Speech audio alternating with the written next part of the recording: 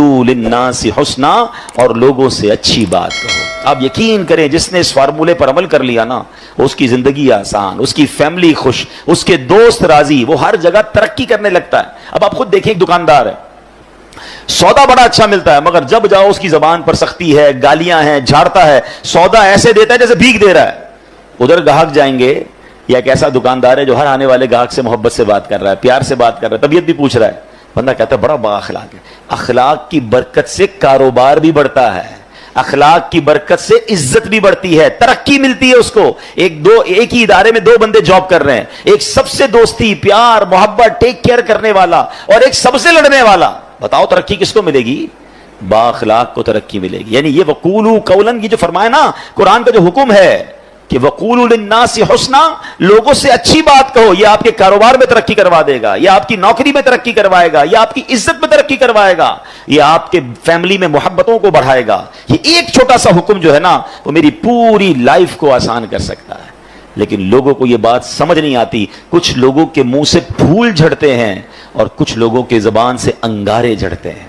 انہیں احساس نہیں ہو رہا کہ میں کتنوں کا دل توڑ رہا ہوں، کتنوں کو تکلیف پہنچا رہا ہوں۔ کاش یہ بات ہمیں سمجھ آ جائے۔ میرے پیارے اسلامی بھائیوں، اب ایک اور واقعہ سنیے، نبی پاک کے سمجھانے کا انداز، ایک ہمارے سمجھانے کا انداز، پتہ نہیں ہے نماز کیسے پڑھتے ہیں، پتہ نہیں ہے تلاوت کیسے کرتے ہیں، پتہ نہیں مسجد کا ادب کیا ہے، ایسے ڈانٹ کے سمجھائیں گے کہ بندہ پہلے ڈر جائے۔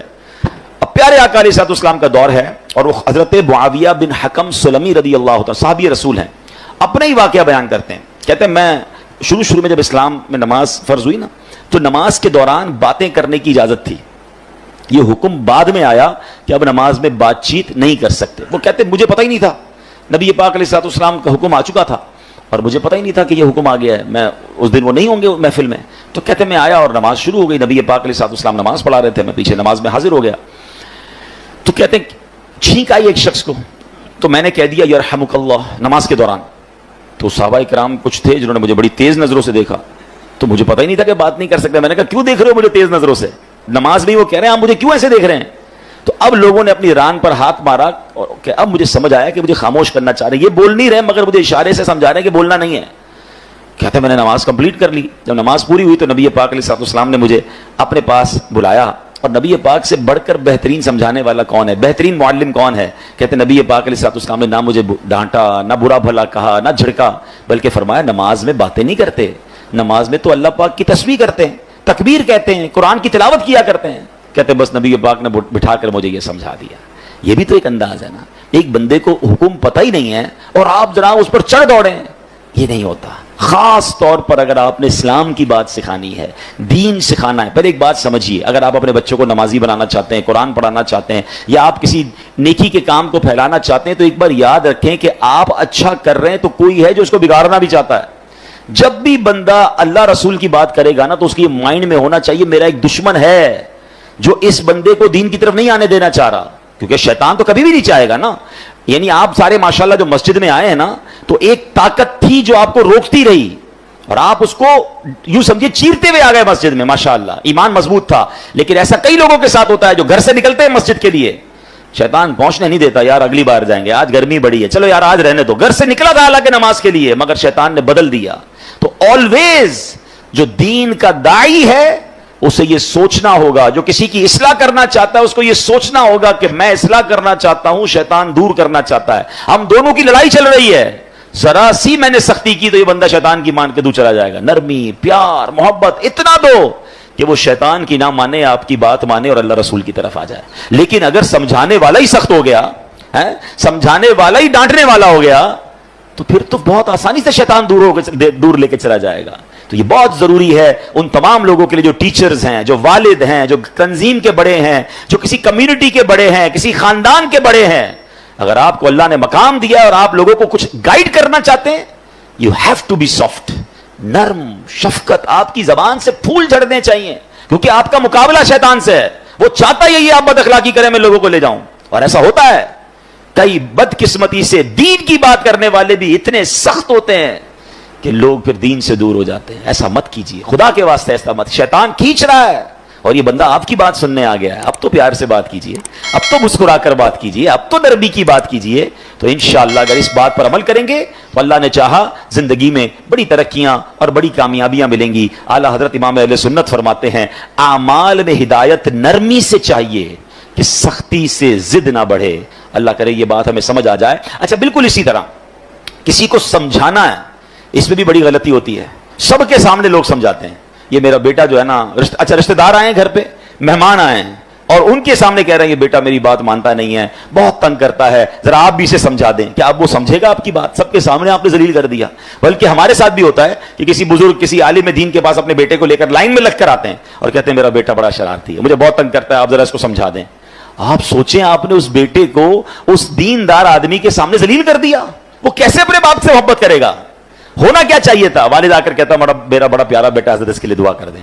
یہ بھی تو ہو سکتا ہے, دعا ہی کروانی تھی, اس کی برائی کرنا ضروری ہے سب کے سامنے.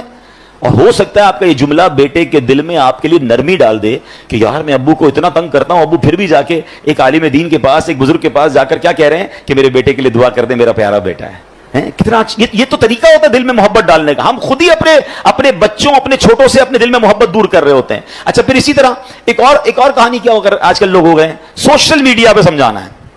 اب مجھے ایک بات بتائیں, آپ نے کسی ایک بندے کو سمجھانا ہے, اس کو ویڈیو پہ سمجھائیں گے آپ؟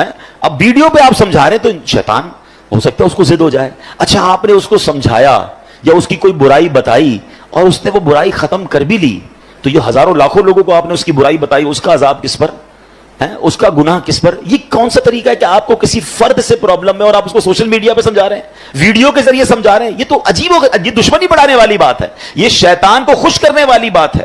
اللہ کرے کہ یہ لوگوں کو بات سمجھ آ جائے کہ ایک جملہ یاد کر لیں, جس نے کسی کو سب کے سامنے سمجھایا اس نے اس کو ذلیل کیا, اور جس نے کسی کو اکیلے میں سمجھایا اس نے اس کو زینت بخشی. ہاں اگر پیار ہے نا کسی سے, سمجھانا ہے تو اکیلے میں, حضرت آپ نے پرچی لکھ دیں, میسج کر دیں کہ یہ آپ کے بیان میں پرابلم تھا, یہ آپ کے انداز میں پرابلم تھا, یا کوئی بھی آپ کی فیملی کا ایشو ہے, آپ کے دوستوں میں ایشو ہے, ذرا اکیلے میں آپ سے بات کرنی ہے پیار سے. اچھا اس میں بھی ایک انداز اختیار کیا جا سکتا ہے کہ آپ نے اس دن جو یہ بات کہی تھی, شاید ہو سکتا ہے میرے سننے میں غلطی ہوئی ہو, اگر ایسا کہا تھا تو ایسا نہیں کہنا چاہیے, پیارے بھائی ناراض مت ہوئیے گا. یہ بھی تو ایک انداز ہے نا, آپ اصل سمجھانا چاہتے ہیں, اور اگر آپ لڑنا چاہتے ہیں, ذلیل کرنا چاہتے ہیں, تو پھر اپنے دل سے پوچھیے, اس سے سلو نہیں ہوتی ہے. قرآن کا حکم یاد رکھیے گا کہ لوگوں سے اچھی بات کہو. اب آخری بات بڑی کمال کی بات ہے, اگر آپ یہ سمجھ جائیں نا تو میں سمجھتا ہوں اس پورے بیان کا جو عطر ہے وہ اس گفتگو میں ہے. کہ علامہ قرطبی رحمۃ اللہ تعالی فرماتے ہیں, سمجھانے والا دنیا میں کوئی بھی ہو, آج کے دور میں کوئی حضرت موسیٰ اور حضرت ہارون سے افضل نہیں ہو سکتا. اللہ کے نبی ہے نا, اور جسے سمجھایا جائے وہ کتنا ہی بڑا گناہگار کیوں نہ ہو, وہ فرعون سے بڑا گناہگار نہیں ہو سکتا. بات سمجھ آ رہی ہے؟ یعنی آج اگر کسی کے ساتھ آپ کو پرابلم ہے, کتنا ہی اس نے آپ کو کیوں نہ ستایا ہو, کتنا ہی وہ غلط آدمی کیوں نہ ہو, گناہوں میں وہ فرعون سے بڑھ نہیں سکتا. اور ہم میں سے سمجھانے والا کوئی بھی حضرت موسیٰ اور حضرت ہارون سے بڑھ نہیں سکتا. دو ایکسٹریم ہو گئی نا, سمجھانے والا بھی ٹاپ پہ ہے اور گناہگار بھی سب سے بڑا ہے. مگر جب حضرت موسیٰ اور حضرت ہارون فرعون کے پاس جا رہے تھے تو اللہ کریم نے کیا انہیں ارشاد فرمایا تھا, فَقُولَا لَهُ قَوْلًا لَيِّنًا, تو تم اس سے نرم بات کہنا. قرآن حضرت موسیٰ حضرت ہارون کو کہہ رہا ہے, کس سے نرم بات کرنا؟ فرعون سے. یار کسی فرعون سے بڑے گناہگار سے مل لیا آپ نے جو اس سے سختی کر رہے ہو, سمجھیے. یا حضرت موسیٰ سے زیادہ اچھا سمجھانا آتا ہے آپ کو. اتنی دو ایکسٹریم مل رہی تھی, مگر آرڈر کیا تھا کہ نرمی سے بات کرنی ہے, پیار سے بات کرنی ہے. اللہ اکبر. اب یہ بات آپ سمجھ لیں, اگر آپ سمجھانا چاہتے ہیں یہ سختی سے نہیں ہو سکتا. آپ لڑنا چاہتے ہیں پھر وہ آپ کی مرضی ہے, وہ پھر آپ اللہ کو جواب دیں کہ آپ لڑائی جھگڑے والے ہیں. اگر آپ کے مائنڈ سیٹ میں یہ کہ یار اس بندے کی غلطی دور کرنی ہے, یا اس کو ٹھیک کرنا ہے, اس کی تربیت کرنی ہے, آئندہ یہ نہ کرے, تو یہ کام نرمی سے ہوگا. وہ سختی سے بگڑنے کا چانس ہے, دشمنیاں ہو جاتی ہیں. وہ ایک بات ہے نا کہ ایک بندہ کہیں جا رہا تھا, سر پہ اس کے کانچ کی چوڑیاں تھیں اور اس کا پورا ایک گٹھڑ تھا. تو ایک پولیس والا آیا, کوتوال, اور اس نے آ کر ڈنڈا مارا اس میں. کہا بتاؤ اس میں کیا ہے؟ کہتا صاحب تھوڑی دیر پہلے تو چوڑیاں تھیں, اب تو کچھ بھی نہیں ہے. یعنی آپ ڈنڈا مار کر پوچھ رہے ہیں تو ٹوٹ گیا جو آپ پوچھنا چاہ رہے تھے, وہ تو چورا چورا ہو گیا. تو ہم بھی بعضوں کا ڈنڈا مار کے جو ہے نا سیدھا کرنا چاہ رہے ہوتے ہیں. کہتے ہیں نا پہلے ہی مٹکے میں سوراخ کر دو, اب جتنا پانی ڈالنا ہے تو پانی نے لیک ہی ہو جانا ہے, پانی بھرنا نہیں ہے. اب آپ ڈالے جائیں پانی, اب آپ سمجھاتے جائیں. پہلے تو سوراخ کر دیا آپ نے, کسی کو گالی دے کر, ڈانٹ کر, ذلیل کر اب بٹھا کے سمجھا رہے ہیں. آپ اس کے مٹکے میں سوراخ کر چکے ہیں, اب ڈالے جائیں, وہ نکل رہا ہے, جو بھی ڈال رہے وہ نکل رہا ہے. تو کاش یہ بات سمجھ آ جائے کہ ہے فلاح و کامرانی نرمیوں آسانی میں, ہر بنا کام بگڑ جاتا ہے نادانی میں. صدقہ خیرات کی بات ہم بہت ساری کرتے ہیں, ٹھیک ہے. آج آپ کو ایک کمال کا صدقہ بتاتا ہوں, 1 روپیہ بھی خرچ نہیں ہوگا. غریب لوگ ذرا اور غور سے سن لیں, امیر بھی سنیں, کیونکہ امیر بھی کون سا روز خرچ کرتے ہیں, ٹھیک ہے نا. یہ بغیر خرچے کا صدقہ ہے. اللہ کے حبیب علیہ الصلوۃ والسلام فرماتے ہیں اچھی بات صدقہ ہے. یعنی صرف مال سے صدقہ نہیں ہوتا, بلکہ ہر معمولی چھوٹی سے چھوٹی نیکی بھی اگر اخلاص کے ساتھ کی جائے تو اس پر صدقے کا ثواب ملتا ہے. حتیٰ کہ مسلمان بھائی سے میٹھی اور نرم باتیں کرنا بھی صدقہ ہے. تو یہ صدقہ تو روز کیا کرے نا بھائی, بغیر پیسے خرچ کیے ثواب مل ہی جائے گا, میٹر چل رہا ہے. اور اب میں آخری جملہ کہہ کر اپنی بات کو ختم کرتا ہوں. جو عاشقان رسول ہیں, جو نبی پاک سے محبت کرتے ہیں, اس میں اس حدیث میں ان کے لیے ڈر بھی ہے اور ان کے لیے خوشخبری بھی ہے. اللہ کے رسول علیہ الصلوۃ والسلام فرماتے ہیں کہ بے شک تم میں سے مجھے سب سے زیادہ پیارے